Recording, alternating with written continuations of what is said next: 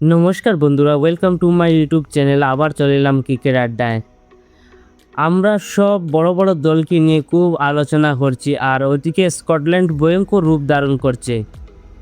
টি-20 world কাপকে একেবারে হিলিয়ে দিয়েছে। চিন্তা করে দেখো, টি-20 ওয়ার্ল্ড কাপ এত বড় টুর্নামেন্টের মধ্যে 256 রান করে দিল জিম্বাবুয়ের বিরুদ্ধে স্কটল্যান্ড। Obi super 80। আমরা স্কটল্যান্ডকে গোনার মধ্যেও রাখি না, আর আজ সেই স্কটল্যান্ড বর্তমান টি-20 বিশ্বকাপের সর্বোচ্চ রান করে ফেলছে, এবং এমনকি তারা ইতিহাস গড়ল। ইতিহাসে সর্বোচ্চ রান টি-20 ওয়ার্ল্ড কাপে কোন দল করছে আপনারা যদি মনে থাকে তাহলে ভিডিওতে আমাকে বলবেন। তাই বন্ধুরা, আমার বরাক ক্রিকেট চ্যানেল থেকে স্কটল্যান্ডকে অভিনন্দন জানাই, এবং ভাই তোমরা আরও এগিয়ে যাও। আর ওদিকে আমাদের ভারত প্রথম সুপার 8-এ ম্যাচ সাউথ আফ্রিকার সঙ্গে তো ম্যাচ হারছে।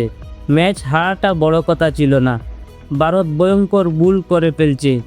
নেট রান রেট দিয়ে দিয়েছে সাউথ আফ্রিকাকে। সাউথ আফ্রিকা +3.800 নিয়ে গিয়েছেন, আর আমাদের ভারত -3.800 নিয়ে আছেন। বন্ধুরা, আমার মতন অনেক ভাই আছেন সমীকরণ নিয়ে বসে আছেন, ভারত কোন সমীকরণে সেমিফাইনালে উঠতে পারবে বা সেমিফাইনাল কোয়ালিফাই করতে পারবে। দেখুন, ভারতের কাছে এখন মাত্র দুটি অপশন আছে। ভারত এখন জিম্বাবু এবং স্কটল্যান্ডকে হারিয়ে সেমিফাইনালে কোয়ালিফাই করতে পারবে, তা না হলে ভারত ওই সুপার 8 খেলা শেষ হয়ে যাবে। দেখুন, ভারত এখন বিরাট চাপের মুখে পড়ে আছে। ভারত সাউথ আফ্রিকার কাছে ম্যাচ হারার পর দলে কিছু পরিবর্তন নিয়ে নামতে চলেছে মাঠে।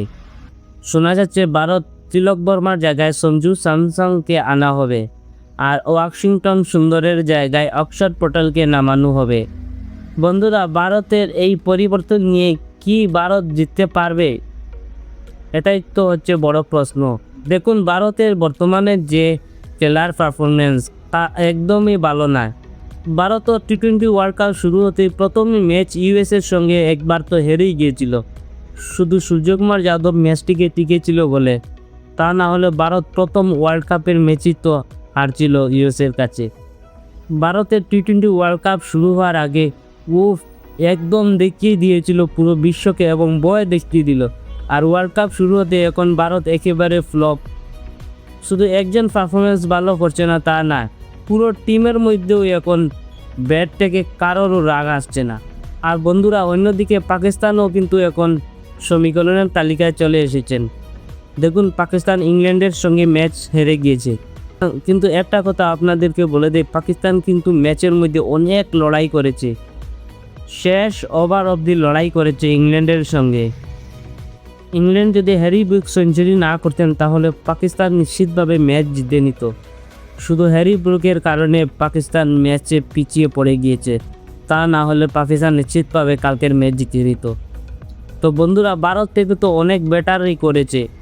ভারত তো সুপার 8-এ সাউথ আফ্রিকার সঙ্গে পাকিস্তানের মতন এতটুকু লড়াই করতে পারছেন না, এমনকি 20 ওভার পর্যন্ত খেলতে পারছে না, সবাই অল আউট হয়ে গিয়েছেন।